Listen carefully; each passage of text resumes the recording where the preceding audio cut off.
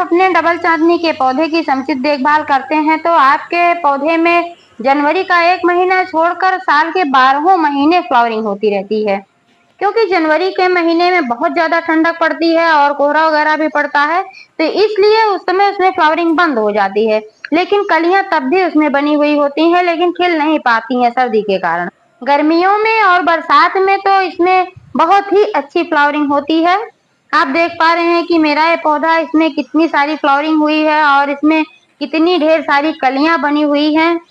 लेकिन दोस्तों, अगर आपके डबल चांदनी के पौधे में अभी भी फ्लावरिंग नहीं हो रही है, कलियां नहीं बन पा रही हैं या कलियां तो बन रही हैं, खिल नहीं पा रही हैं, तो इसमें है पोषक तत्वों की कमी। और इसके अलावा भी कई और कारण होते हैं जिसकी वजह से पौधे में सारी समस्याएं आती हैं, खासकर बरसात के सीजन में। तो दोस्तों, आज मैं इसके लिए एक बहुत ही अच्छा फर्टिलाइजर बताने वाली हूँ, जो कि होममेड है, फ्री का है और बहुत ही आसानी से आप अपने घर पर बना सकते हैं। बरसात में डबल चांदनी के पौधे की देखभाल कैसे करें और इसमें कौन सा फर्टिलाइजर डालें, संपूर्ण जानकारी मिलेगी इस वीडियो में। तो प्लीज वीडियो पर अंत तक बने रहें, बिना स्किप किए पूरा वीडियो ध्यानपूर्वक देखें, तभी जानकारी समझ में आएगी। और अगर जानकारी अच्छी लगे तो कृपया लाइक करें, शेयर करें और चैनल को अभी तक सब्सक्राइब नहीं किया है तो चैनल को भी सब्सक्राइब करके बेल आइकन को प्रेस कर दें ताकि सारे अपडेट्स आपको मिलते रहें। नमस्कार दोस्तों, स्वागत है मेरे YouTube channel gardening with Poonam में। दोस्तों, डबल चांदनी का पौधा एक बहुत ही खूबसूरत फूलों वाला पौधा है। डबल पंखुड़ियों के कारण यह मोटा दिखता है और हैवी दिखता है और बहुत ही खूबसूरत दिखता है। डबल चांदनी का पौधा जैस्मिन फैमिली से बिलोंग करता है। दोस्तों, जैस्मिन की लगभग 200 प्रजातियां पाई जाती हैं, जिसमें से चांदनी भी एक है। और चांदनी में भी 3 चांदनी होती है, डबल चांदनी, सिंगल चांदनी और मिनी चांदनी। आप जो देख पा रहे हैं डबल चांदनी का पौधा है। दोस्तों, अगर आपने यह पौधा जमीन में लगाया हुआ है तब तो आपका पौधा बहुत ही ठीक तरीके से चलेगा, क्योंकि इसकी ऊंचाई कम से कम 5 से 6 फीट होती है। तो अगर यह जमीन में लगाया जाता है तो ज्यादा अच्छा चलता है। आप देख पा रहे हैं मेरे लॉन में एक क्यारी नुमा जगह छूटी हुई है, कच्ची जमीन, और इसमें मैंने लगाया हुआ है और ये कितनी ही अच्छी तरीके से चल रहा है, कितनी अच्छी इसमें फ्लावरिंग हो रही है। अगर आप इस पौधे को जमीन में नहीं गमले में लगाना चाहते हैं तो इसके लिए आप थोड़ा बड़ा गमला इस्तेमाल करें, क्योंकि पौधा बड़ा होता है तो जड़ें भी नीचे तक जाती हैं, तो उसको पूरा स्पेस मिलना चाहिए फैलने के लिए। जब जड़ें ठीक तरीके से विकसित हो पाएंगी तभी आपका पौधा भी ऊपर ठीक तरीके से विकसित होगा और उसमें ठीक तरीके से फ्लावरिंग होगी। दोस्तों, गमले में ड्रेनेज होल का होना बहुत ही आवश्यक होता है, नहीं तो इसमें पानी जब भर जाता है तो जब नहीं निकल पाता है नीचे तो सड़न पैदा हो जाती है, मिट्टी भी सड़ जाती है और जड़ें भी सड़ जाती हैं। इससे आपका पौधा मर जाता है, जड़ों तक ऑक्सीजन नहीं पहुंच पाता है, मिट्टी दलदली हो जाती है। तो इसलिए गमले में ड्रेनेज होल का होना बहुत ही आवश्यक है।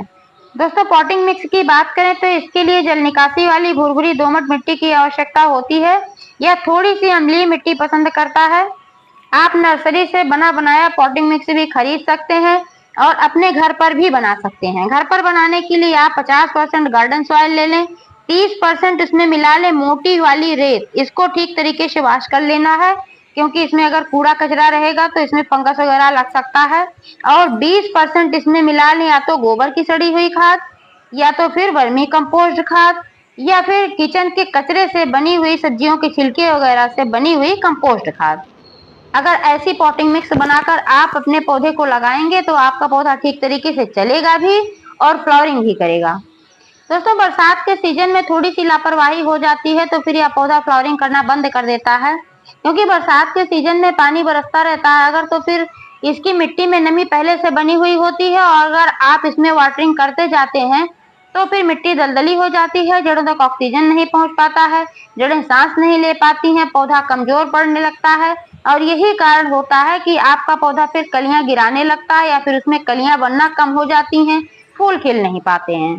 तो दोस्तों, इस सीजन में आप अपने पौधे में मिट्टी को चेक करते रहे। जब मिट्टी ड्राई लगे, 1 इंच तक ड्राई हो जाए, तभी आप उसमें वाटरिंग करें। लेकिन नमी का होना बहुत ही आवश्यक है। ऐसा नहीं है कि आप बिल्कुल ही वाटरिंग करना छोड़ दें और इसमें नमी ही न रहे, मिट्टी बिल्कुल ड्राई हो जाए, फिर पौधे को पोषण नहीं मिल पाएगा, पौधे को नमी नहीं मिल पाएगी तो भी पौधा आपका मर सकता है, कलियां गिरा सकता है, कलियां बनेगी नहीं, पूरी तरीके से पौधा आपका खराब हो सकता है।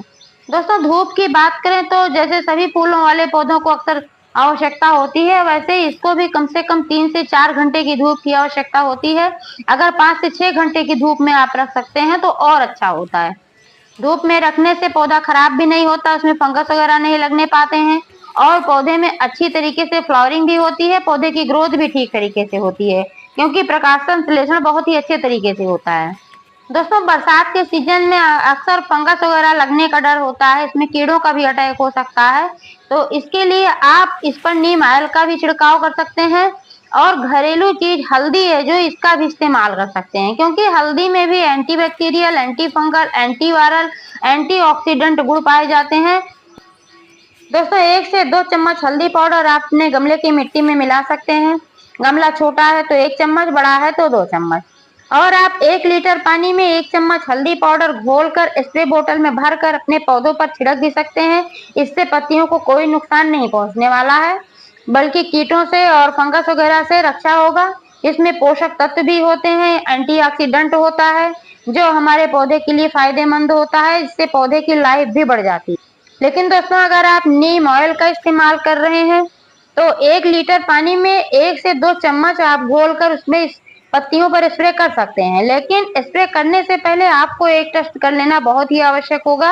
एक पत्ती पर आप पहले छिड़क कर देखें, अगर पत्ती का कलर पीला पड़ रहा है या पत्ती मुरझा रही है, किसी प्रकार की कोई समस्या आ रही है, 1 घंटे तक आप इंतजार कर लें छिड़कने के बाद। अगर किसी तरीके की कोई समस्या आ रही है तो आप उसमें और पानी मिलाकर और पतला कर लीजिए, यानी कि उसमें तेल की मात्रा ज्यादा है तभी ऐसा हो रहा है। और अगर ऐसी कोई समस्या नहीं आ रही है तो जान लीजिए कि आपका बहुत ही परफेक्ट है और आप उसको बहुत ही आराम से अपने पौधे पर छिड़क सकते हैं। अगर पौधे पर कीड़े लगे हैं तब भी करना है, नहीं लगे हैं तब भी 15-20 दिन में एक बार आपको ये करना ही है, क्योंकि बरसात के सीजन में फंगस वगैरह, कीड़े वगैरह लगने का खतरा बना रहता है। अगर आप इस तरीके से इस्तेमाल करते रहेंगे नीम ऑयल का या हल्दी पाउडर का, तो फिर आपके पौधे पर कीड़े लगने ही नहीं पाएंगे।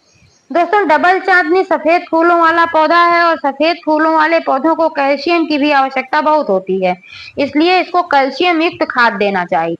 और जिस खाद के बारे में मैं बात कर रही हूँ और जो इसमें मैं डाल रही हूँ, यह बहुत ही अच्छी है। इसमें कैल्शियम, मैग्नीशियम, फास्फोरस और ये नाइट्रोजन सभी चीजें इसमें मौजूद हैं जो हमारे पेड़ पौधों के लिए फायदेमंद हैं। दोस्तों, ये है किचन से निकले हुए कचरे से बनी खाद। इसमें आलू के छिलके, प्याज के छिलके, टमाटर वगैरह जो खराब हो जाते हैं, भिंडी के डंठल, पालक के डंठल, पत्ता गोभी का डंठल हुआ, या पत्ता गोभी के ऊपर वाले जो ऐसे पत्तियां, छिलके निकलते हैं जो हम उठाकर फेंक देते हैं, लहसुन के छिलके, ऐसे ही तमाम जो सब्जियों के छिलके वगैरह जो खराब हो चुकी सब्जियां हैं, तो इन्हीं का ये बनता है। बहुत ही आसानी से 1 महीने में बनकर तैयार हो जाता है। इसका फर्टिलाइजर कैसे बनता है, इसका वीडियो मैंने अपने चैनल पर डाल रखा है, आप देखना चाहें तो देख सकते हैं। यह बहुत ही पावरफुल होता है। इसमें केले के छिलके वगैरह भी मैंने डाले हुए हैं और केले के छिलके में प्रचुर मात्रा में पोटेशियम पाया जाता है। इसके अलावा कैल्शियम, आयरन, फास्फोरस वगैरह भी पाया जाता है और आलू प्याज के छिलके में भी नाइट्रोजन, पोटेशियम, फास्फोरस ये सब प्रचुर मात्रा में पाया जाता है। तो ये सब हमारे पेड़ पौधों के लिए बहुत ही फायदेमंद होता है। आप इसमें इस्तेमाल की गई चाय की पत्ती भी डाल सकते हैं जब आप कंपोस्ट खाद बना रहे हैं, क्योंकि चाय की पत्ती में भी नाइट्रोजन प्रचुर मात्रा में पाया जाता है। इसके अलावा फास्फोरस, पोटेशियम भी पाया जाता है और भी कई सूक्ष्म तत्व ऐसे इसमें पाए जाते हैं जो हमारे सभी पेड़ पौधों के लिए फायदेमंद होते हैं। मैं तो इसको बनाकर रख लेती हूँ और फिर जब जरूरत पड़ती है तो मैं अपने पौधों में डालती हूँ। एक बार मैंने बनाकर रखा हुआ है और मेरा दूसरा बन भी रहा है। इस खाद का इस्तेमाल दोस्तों आप 1 महीने में एक बार करें। अगर आपका गमला बड़ा है तो आप इसमें 2 से 3 मुट्ठी इस्तेमाल कर सकते हैं, कोई परेशानी नहीं है, क्योंकि इसके लिए बड़े गमले का ही इस्तेमाल अक्सर किया जाता है। लेकिन अगर गमला छोटा है तो आप 1 मुट्ठी 1 महीने में एक बार इस्तेमाल करें। लेकिन दोस्तों, जब भी कोई भी फर्टिलाइजर डालें तो मिट्टी की गुड़ाई अवश्य कर लें। इससे जड़ों तक फर्टिलाइजर पहुंचता है और जल्दी लगता है, फिर पौधों को हमारे फायदा पहुंचता है। और दोस्तों, कीटनाशक का इस्तेमाल जब भी करें, यानी कि नीम ऑयल का इस्तेमाल जब भी करें अपने पौधों पर, तो या तो एकदम सुबह कर लें जबकि सूर्य ना निकला हो, और सबसे अच्छा समय यह है कि आप शाम के समय करें। धूप जब हो तो बिल्कुल भी इसका इस्तेमाल ना करें, अन्यथा आपका पौधा खराब हो सकता है। दोस्तों आप चाहें तो चाय की पत्ती का भी फर्टिलाइजर इसमें इस्तेमाल कर सकते हैं, वो भी बहुत ही पावरफुल होती है। नाइट्रोजन, पोटेशियम, फास्फोरस के अलावा कई पोषक तत्व उसमें पाए जाते हैं। इसके अलावा यह मिट्टी को एसिडिक बनाकर रखती है। जब मिट्टी हमारी एसिडिक रहती है, उसका पीएच लेवल बैलेंस रहता है, तब हमारा पौधा बहुत ही अच्छी तरीके से चलता है, ठीक तरीके से उसमें तभी फ्लावरिंग होती है।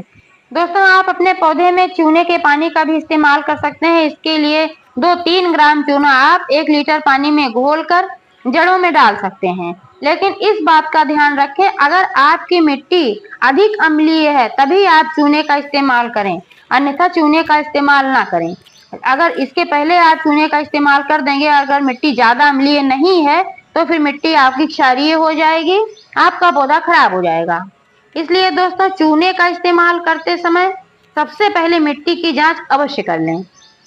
तो दोस्तों बरसात के सीजन में आप अपने पौधों को फंगस से बचाकर इस तरीके से रख सकते हैं और उसमें फर्टिलाइजर वगैरह डालकर आप अपने पौधे से ढेर सारी फ्लावरिंग ले सकते हैं। जानकारी कैसी लगी कमेंट करके अवश्य बताइएगा। पूरा वीडियो देखने के लिए आपको बहुत बहुत धन्यवाद।